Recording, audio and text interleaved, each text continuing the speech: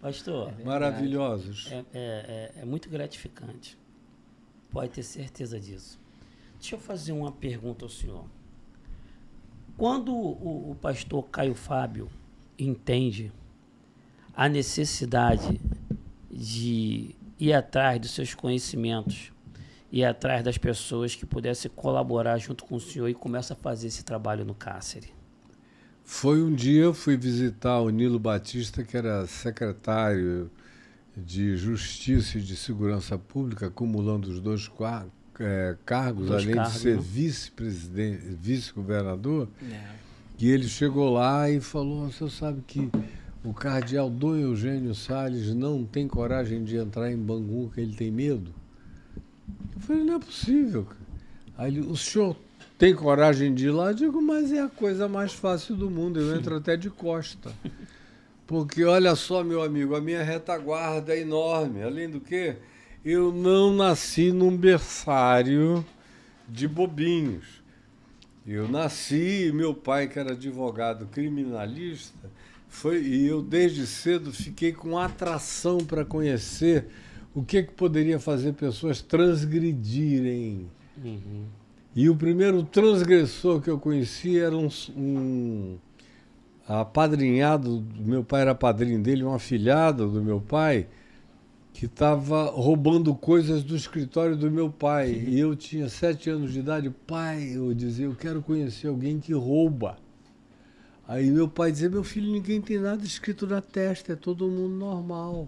Até que pegaram o cara, eu fui lá e ele era o afilhado do meu pai, que me levava para os jogos de futebol lá em Manaus e tudo. Naquele dia, desmistificou-se a ideia do que a suposta marginalidade podia fazer pelas pessoas. Eu falei: "Está aqui um afilhado do meu pai, meu vizinho, roubando o escritório do meu pai, pegando as coisas mais preciosas, e ele é o meu companheiro de bola, de estádio, de tudo mais. É gente." Daquele dia em diante, minha mente se desmistificou. E aí, durante o curso da minha adolescência, os meus melhores amigos eram contraventores.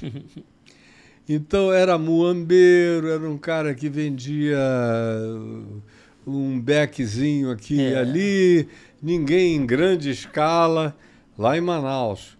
E eu tinha uma liberdade enorme com eles. Eu nunca pratiquei nada disso, mas eu não julgava ninguém. Eu sabia de onde eles estavam vindo, a dificuldade. Então, eu não posso nem dizer quando foi que o meu coração se abriu, porque ele já nasceu aberto para isso. E eu já vinha, desde 18 anos de idade, visitando os presídios de Manaus.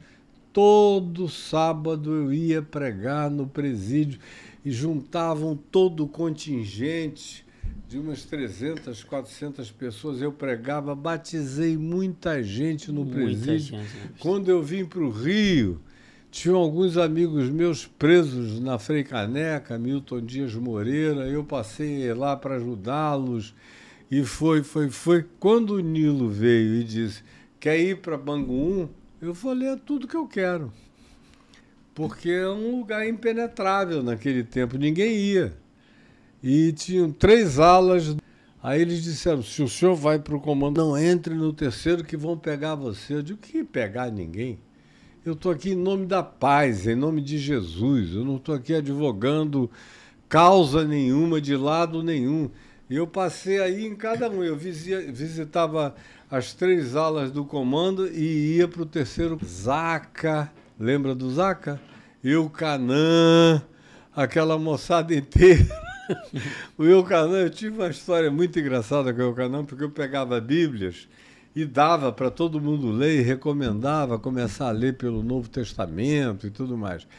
Mas o Eucanã, que o apelido era Sansão, ele era grandão. Grandão, e tinha aquele, parece que levou uma machadada aqui, tinha uma entrada na cabeça, poderoso, e aí falava grosso.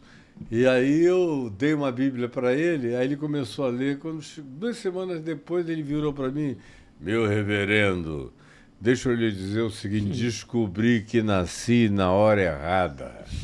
Se eu tivesse nascido há 4.000 anos atrás, eu não seria um bandido preso, eu seria juiz de Israel.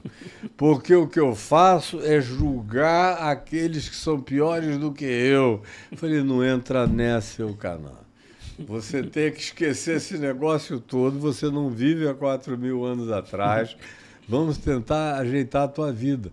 E naquele tempo teve coisa muito linda. Por exemplo, as esposas de alguns apenados tinham acabado se viciando, estavam dependentes, um monte de coisas. Aí chegou uma hora que eu falei, eu não tenho que cuidar apenas desses, eu tenho que cuidar das famílias deles. Aí criei um grupo de voluntários para atender. Aí algumas mulheres eu internei, paguei a internação, até elas ficarem livres disso, daquilo. E tenho muita alegria quando eu vejo algumas delas, ou fico sabendo de algumas delas que estão vivendo vidas lindas. Gratificante, lindas, né? Lindas, lindas, lindas. Tem uma que nunca esteve nessa situação, mas que fez uma reviravolta na vida poderosa, que é a mulher do William Professor. Que tá Simone. Aí, Simone, com uma casa de chopp das melhores do Rio, estúdio, trabalhando, os filhos. A gente vai até dar uma passadinha lá para gravar um podcast no estúdio dela. Há uns 2 meses atrás eu encontrei com ela aqui no Rio, ela está irreconhecivelmente diferente, e vários outros. Então, valeu a pena cada dia, cada hora, o investimento em todo mundo. Quem quis aproveitou, quem não quis não aproveitou, mas a semente ficou lá. E a gente nunca sabe quando ela pode eclodir.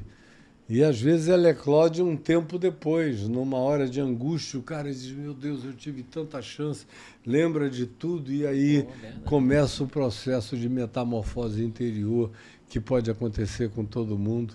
E eu vejo aqui no rostinho, por exemplo, dele, que eu cheguei, eu olhei, naquele tempo não tinha Neymar, mas hoje eu olho para o rosto dele, ele podia ser um sósia do Neymar naquele tempo. Novinho. Aí, Neymar. Mas legal, pô. Muito bacana. É muito bom ter pessoas que acreditam, né, na mudança, que investem, igual o senhor, investiu o seu tempo lá, né? Ir para Bangu andar. Tinha que andar, né? Tinha que andar. E o Bangu é lá, 2 km.